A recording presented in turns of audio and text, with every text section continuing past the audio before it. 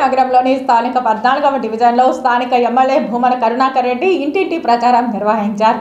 YSRCP assembly అభ్యర్థి Abhinay, parliament అభ్యర్థి గురుమూర్తికి ఓట్లు వేసి గెలిపించాలని అభ్యర్థించారు. అనంతరం మీడియాతో మాట్లాడారు. వాళ్లకు ఒక అజెండా లేదు, ఆ అజెండా అభివృద్ధికి సంబంధించి అస్సలు లేదు. ఉన్న అజెండా అంతా కూడా జగన్మోహన్ రెడ్డి గారిని మమ్మల్ని తిట్టడం కోసమని వాళ్ళు కాలమంతా కూడా వెళ్ళిపుచ్చుతున్నారు. పత్రికా సమావేశాలలో మాట్లాడుతున్నారు.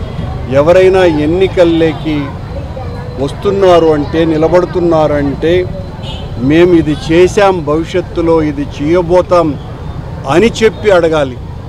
అలాంటిది ఏమీ కూడా ఈ అభివృద్ధి నిరోధకులైన జనసేన టీడీపీ కూటమి చెప్పటం లేదు. ఎవరైతే జనసేన అభ్యర్థిగా ఈ రోజున నిలబడ్డాడో అతను చిత్తూరునంతా కూడా దోచుకున్నాడని మా నాయకుడు జగన్మోహన్ రెడ్డి గారు అతనికి సీటు ఇవ్వాల.